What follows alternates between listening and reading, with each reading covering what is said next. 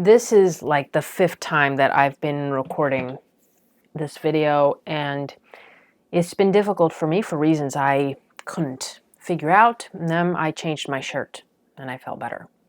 Anyway, let's get on with it. The reMarkable 2 is not a paper replacement.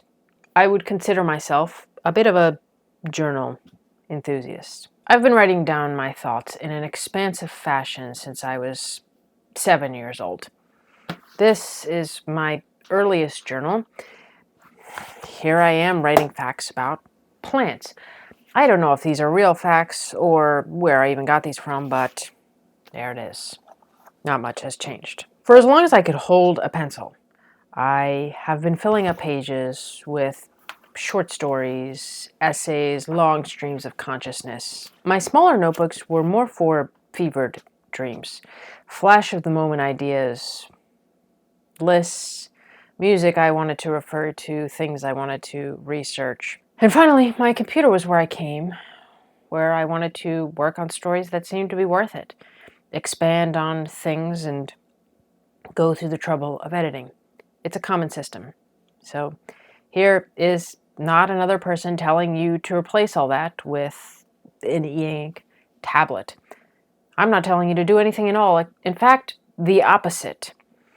And also, this is not another video choosing sides between paper and e-ink, digital and analog, because as long as we're in this growing age, it's hard to imagine that we will always choose between one or the other. The conversation between the two warring factions is getting a little boring. As such, I am still an active user of both paper journals and the reMarkable 2 tablet.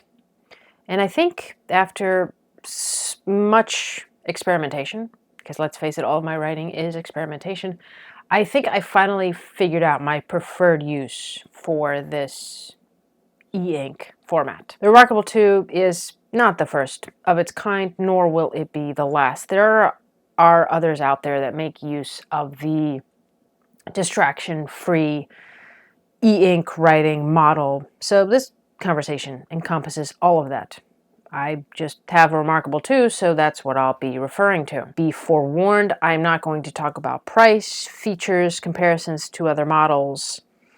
And I'll be speaking about this from a writer's perspective. So if you're an office executive or graphic designer or architect, or even somebody who just needs a quick place to write without mountains of books piling up, then you may have some differing opinions about this. And lastly, this will not address the newly released reMarkable Move, which is smaller than a traveler's notebook. This latest development has piqued my interest, and it's slowly turning into the one tablet to rule them all, to different tablets for different occasions, but I digress. The reMarkable 2 and others like it work best in long format work.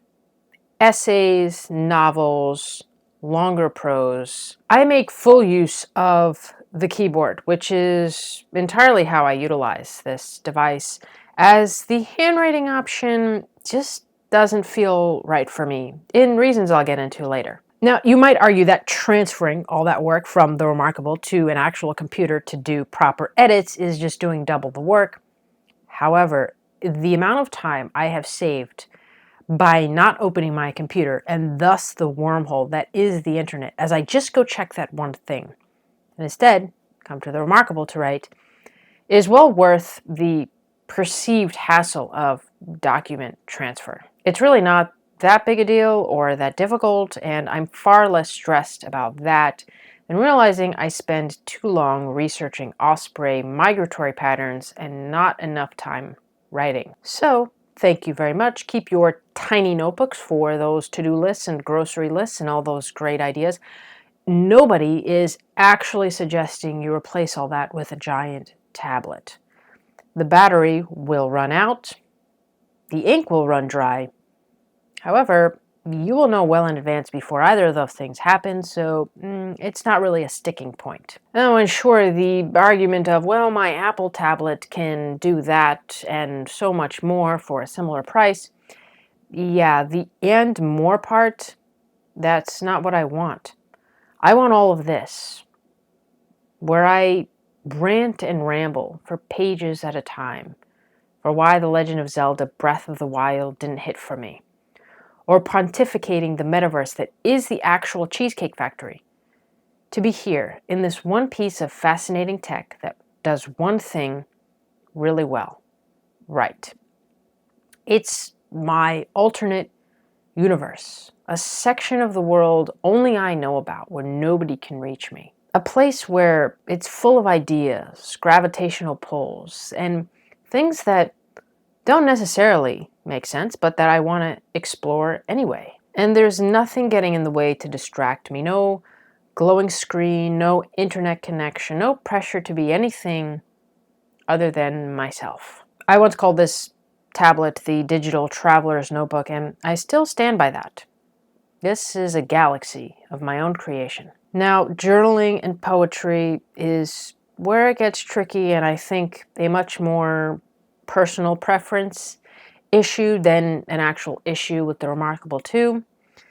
I've tried both on the reMarkable, and it still falls short. Journaling for me is an intimate journey.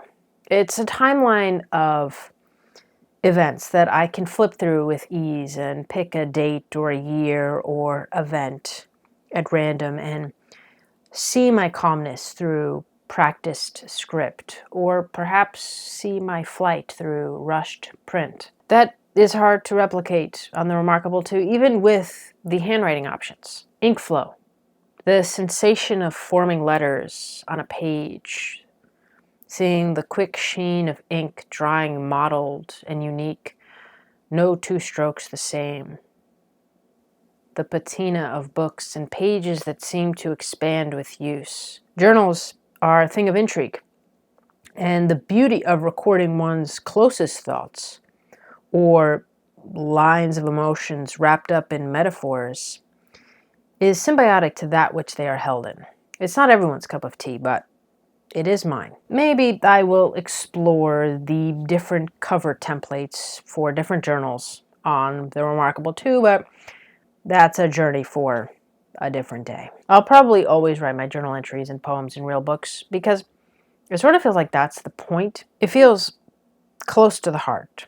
It's something I want to touch that has character and is different from the rest, as each book evokes different sensations and moments in time. Writing poetry with the allure of a fountain pen and the sound of turning pages in the silence of a room, well, that's an ambiance that just can't be replicated.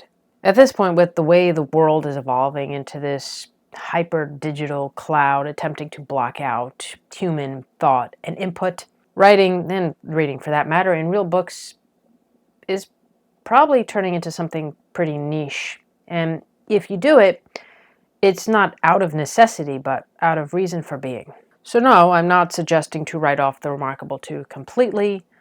There's the simplicity to the device, and I don't know, for some reason it just reminds me or evokes this idea that mimics devices of a bygone era, despite its new age form factor. Nor am I suggesting that it is a paper replacement, as I once tried to do back in the day. There's probably a video or two on here that I did that very thing. Spoiler, I stopped writing on real paper for a long time, and it turns out I missed my books too much, so I had to go back and find a place for them and find a reason to bring them back into my life. So the moral of the story is, as always, use what you want, find what works, don't listen to what other people are telling you, take everything with, what is that phrase, a grain of salt, grain of sand, something like that. Try different things, find what clicks, because what clicks today might not click tomorrow, and who knows, maybe I'll have a different opinion about this and we'll see what goes from there. I might even talk about why I like how the Traveler's Notebook looks, but I don't really like using it, and that's Is that a bad thing to say? Anyway, I'm already rambling too much. Thanks for watching. Thanks for tuning in. And I'll see you on the next one.